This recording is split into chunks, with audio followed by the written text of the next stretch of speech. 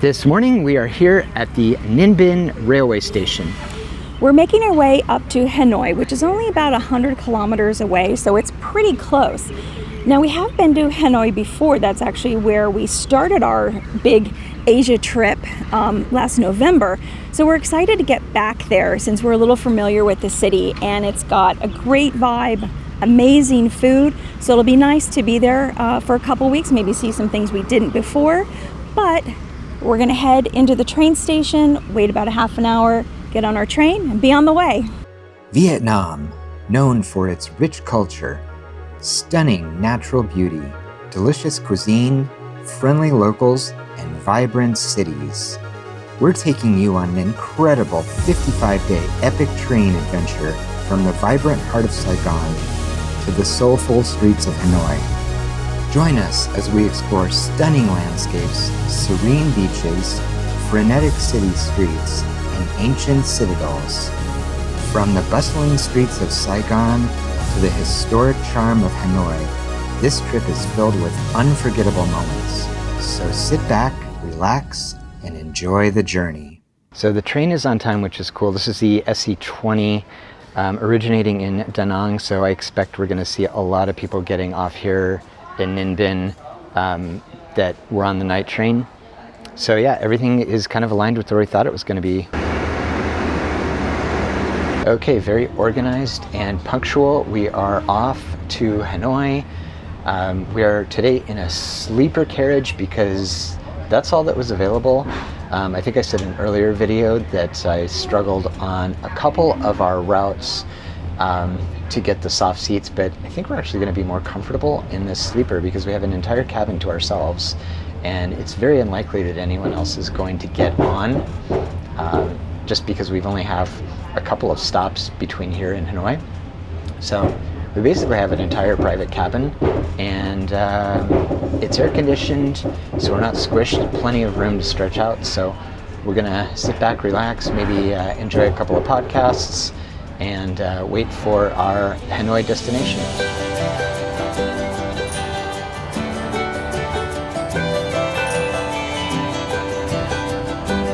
All right, well, we are getting close to the Hanoi railway station, so we're gonna pack it up and get ready to disembark, and then we're gonna find some kind of transportation to our hotel. We've arrived in the Hanoi station now, and we're gonna go search for a Grab to take us to our hotel. We are all checked into our hotel. Now, coming in on the train was kind of cool. The train started to play this music that was very like, you're in Hanoi. I think it's because it's the tourist train, but it was actually kind of cool.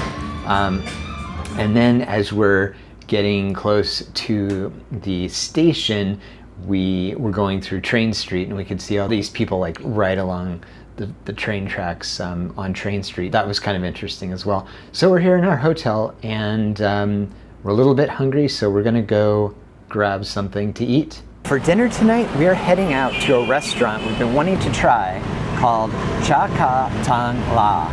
So we're really excited to come try this dish. From what we understand, it's a Hanoi specialty, and it's a certain kind of fish, not quite sure which kind of fish, that is cooked right here at the table, and they put these delicious herbs in with it. There's some gorgeous dill and green onions, and I'm sure there's other things under there, and you get little peanuts with it as well that you use in the mix, and I think noodles come with it too. We'll find out. And because we're having this kind of fancy dinner for us, we decided to get a beer, which we normally don't do. So I think this will be a nice dinner. Our server is cooking up the fish and everything, and he made these beautiful little bowls for us, showed us how to put it together to eat it. So let's give it a try. Some of the cooked greens and herbs and a piece of fish, and no noodles this time. Let's try it. The dill is really fresh and really, really delicious. I like the taste of dill. And the fish is very delicate, well seasoned, but still very delicate and flavorful. We're gonna need to find out what kind of fish it is, but this is gonna be a very good meal, I think. I'm really getting into the food here. This is so good. Our table is literally just packed full of food. And one thing they basically, this is prefix menu. I mean, they've got like one thing on the menu, which is the fish, and they also have these fish spring rolls, which we haven't had before. So I'm going to try this. They have a dipping sauce. I'm going to try it first without the sauce. Oh, that's really good. It's like kind of almost tastes a little bit like ground beef. Yeah, I like that. All right, now I'm going to try the sauce, but it's like way over here, and I'm afraid I'm going to burn my hand.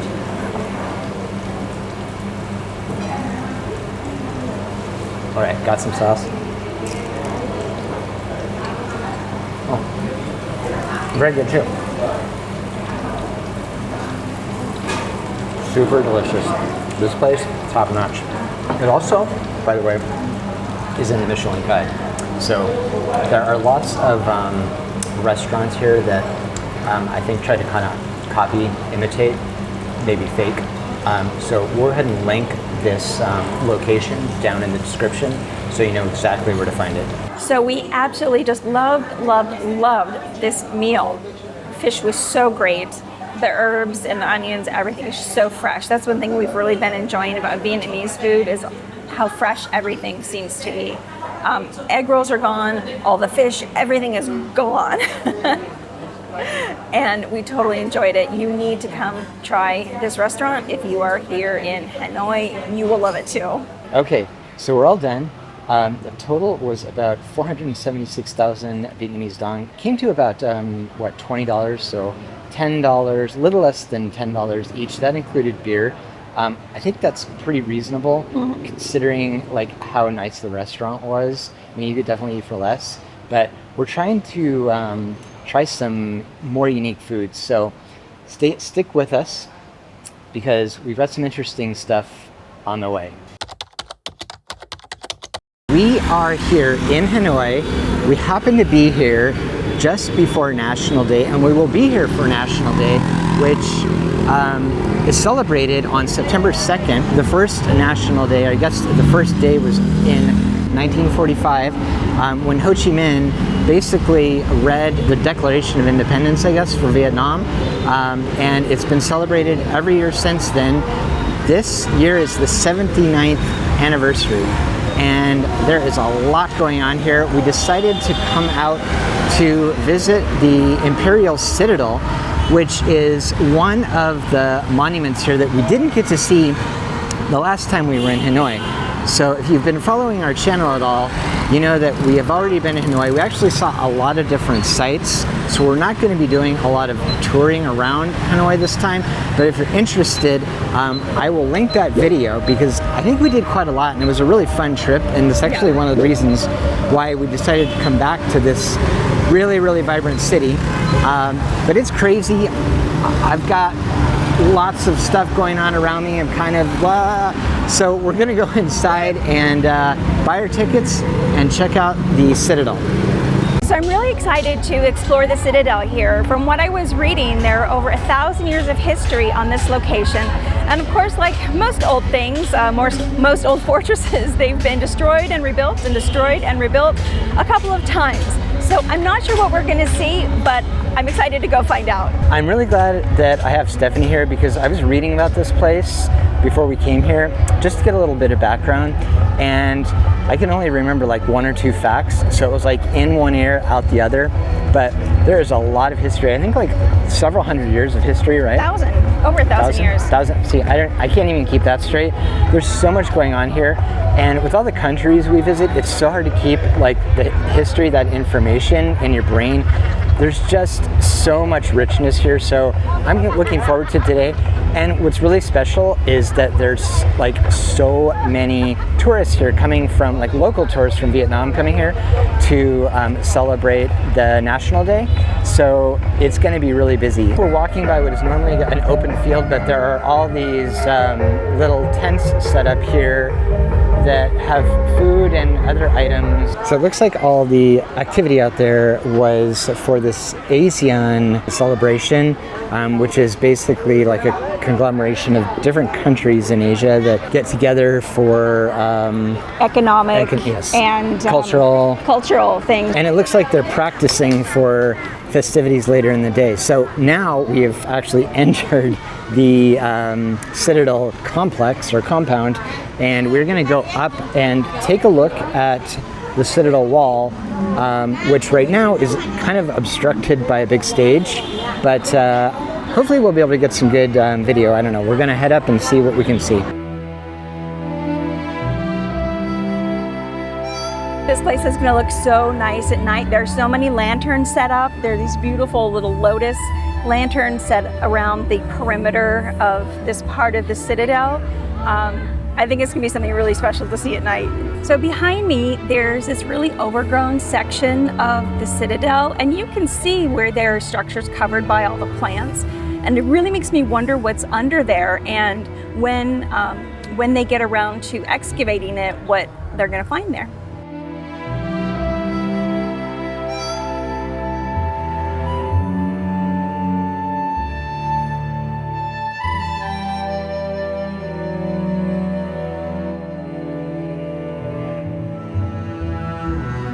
So it looks like the area that we just showed you with the vines kind of covering what appear to be walls is an active archaeological site.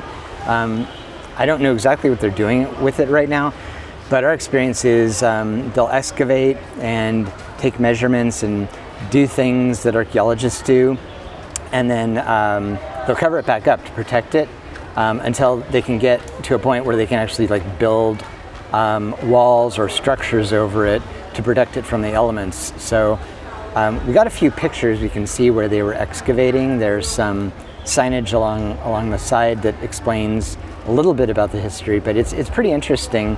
And I did read that it's inactive archaeological site. It's actually a very, very important archaeological site in this area. So again, interesting. There's a lot more, I'd say, information so far that we've read than actual structures to look at. But we like that kind of stuff. So this is something we're interested in. Oh, so going back to, let me say something. We met an archaeologist in Albania, randomly. Well, we did, and Chris will link the video for you. Just kind of highlights that I'm kind of a history nerd, and meeting archaeologists is kind of cool. So seeing all this information highlighted here in the Citadel kind of, gets my little history nerd going. And there's a little bit of context because we spoke to him at length too, and who's explaining like what their process was. So, looking at what we're seeing right now, it's helpful having a conversation with him because he and his team really got into the details with this. It was really cool. So if you're interested in archaeology or history, I'll link that video. Take a look at it because we had a really cool time there. So this is really interesting. There's an architectural model of the Citadel made in the time of the 15th century. So, I mean, we're talking like hundreds of year old model that I guess they found preserved here somewhere. 3,500 kilos.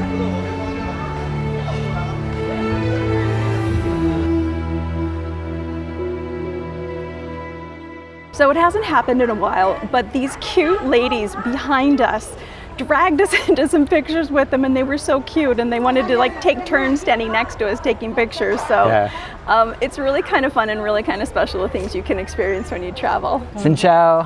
Xin chào. There's a military bunker here in the Citadel that we are going to go take a look at now.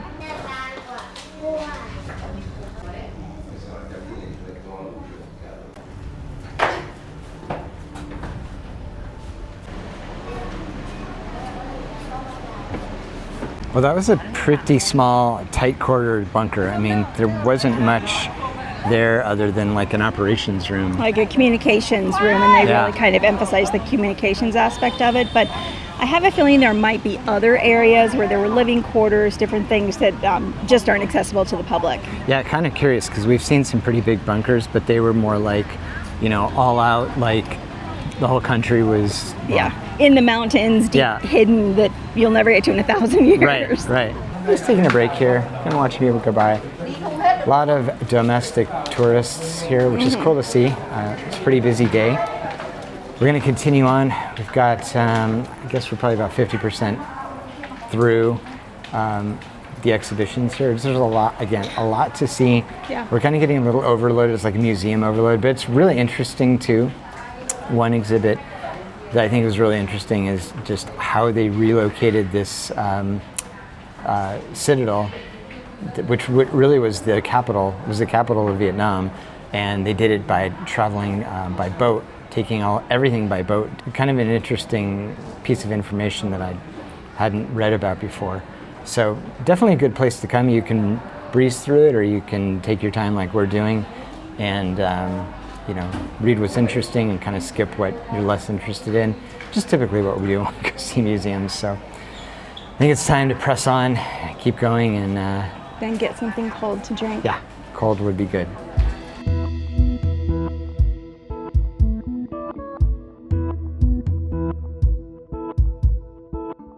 Okay, this is a very, very, very deep bunker. So this bunker is where the Central Military Commission would meet. So we woke up this morning and realized it's been 2 years since we left the United States to start traveling full time. 2 years of our lives, traveling, eating amazing food, seeing amazing sights, meeting some great people. What do you think? One of these days, we're going to do a video about exactly what we did to retire, why we retired early, and what exactly all of that entailed. Because I don't think we've really explained that. We just have a little quick bio, but it's kind of an interesting story how we got to where we are. And we reflect back on it quite often, talk about it quite often. So I think it's probably a good video that we should make. And we've still got this citadel to finish up, so Yeah. let's get going. All right. We just visited the Princess Pagoda, which you can see behind me. And now we're heading over to this large archaeological site, I think, where they're doing a lot of excavation work on the old Imperial City grounds. From there, I think we're going to go visit the North Gate. This map has us kind of going back and forth. And then that may be the end for us. I don't know how much more energy we're going to have because it's quite hot out here today. And we were only expecting to be here for maybe like an hour or so, and I think that's turned into maybe Almost 2. 2+ hours outside. So we're gonna carry on and see what is up at this archaeological site, because we did walk by it at one point, I think last time we were in Hanoi, which was maybe 9 months ago, and it's quite big. It's really quite big. So it'll be interesting to go inside. Hopefully we can see a little bit of what they're doing in there. So we're reading this sign telling a bit about the archaeological site here. Apparently, when they were excavating for the new National Assembly building, which is right across the way here, they discovered ruins that dated back to the 7th century. So I'm just looking, this is a pretty big site here. I don't know how much we can actually see, but pretty old stuff, so kind of interesting. It's the kind of stuff that we like, so let's get to it. I like the way they display these bricks here. You can see that at the top it's the 15th to 17th century, followed by the 11th to 14th century, and then the 8th to 9th century. You can really tell a difference in terms of like what the bricks are made out of, and even the size and shape. It's pretty cool. So the site is pretty big. There's not a lot of information here, but what information there is all in English, which is really helpful. And there's nobody here. It's like just Stephanie and I. So I guess the other side where the Citadel is more popular. I mean, a lot of people out because it's the holidays taking pictures. But it's strange, it just all of a sudden is just dead quiet here. So we're gonna kind of quickly walk through here and then head out, I think, to see the North Gate, which is like the last thing to do on this tour. So it's interesting, there are lots of drainage systems, like sewer and water drainage systems here, and you can even make out some of the wood that was used for the original pillars. Okay, archaeology site complete. Check. Now on to the North Gate. All right, we decided that we needed some kind of refreshment. So we came out to get these fancy coconut coffees at the archaeology coffee shop. Sure. I don't know what it's called. And they have these cute little flags on them. Cheers. A lot of sugar. It's exactly what I need right now. All right, we're all caffeinated and we're heading out to see the North Gate. From what we can tell on the map, we actually have to walk around the perimeter of the Citadel to get to the North Gate. It's not accessible from inside. So I'm hoping we're doing this correctly, because if not, we're probably not going to get to see it, but I'm pretty sure it's accessible from the street. And as we're walking, we're seeing a lot of these displays set up on motorbikes with flowers.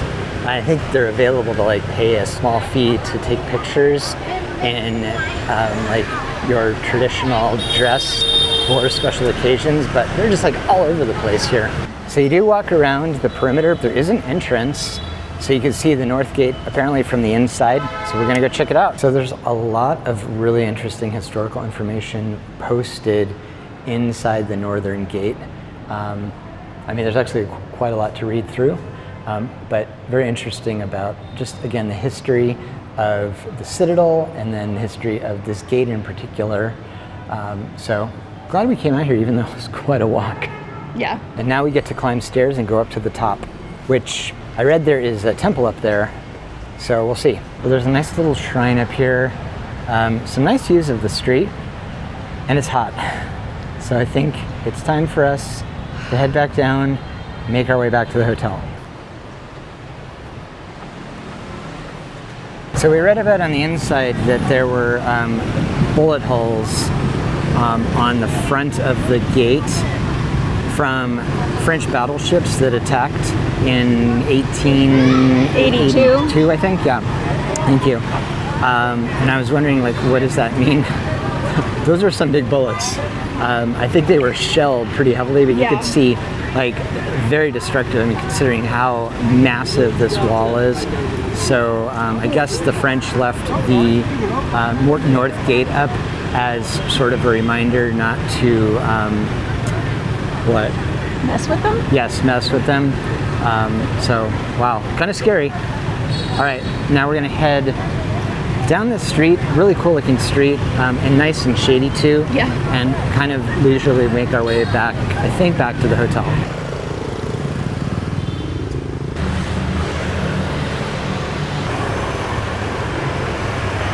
We're walking back to the hotel because it's not too far away, and we're passing by this water tower here that was built by the French. I think it's set in 1894. It shows up as kind of like a historical landmark, but I mean, it's a water tower. So there you go.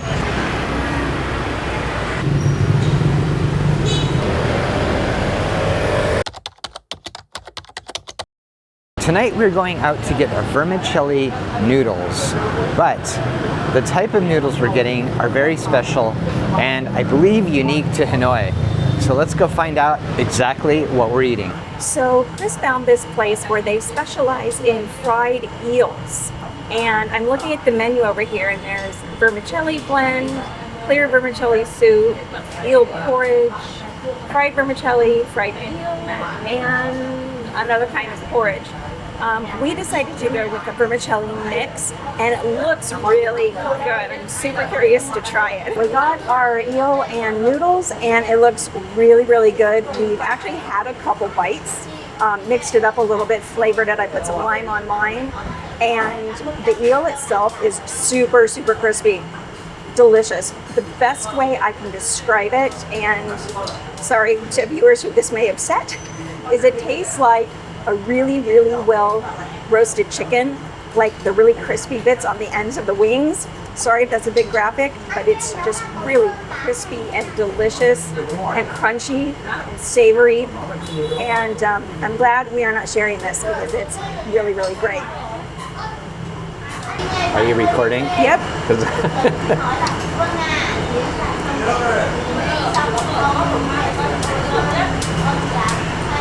I am really glad we found this place and Stephanie was willing to try it because it's really unique and very delicious.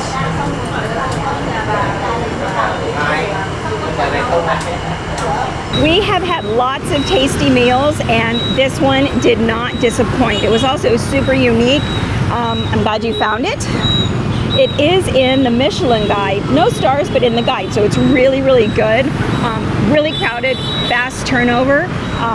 Lots of locals in there, not even really tourists. I think we might have been the only ones, definitely the only Western people, and it's right on the corner of a super busy area, so I'm surprised there weren't more Westerners in there. Just delicious. If you're in Hanoi, definitely come get the crispy eels. So it is Sunday, September 1st. It's one day before National Day, and we are in the Old Quarter in Hanoi.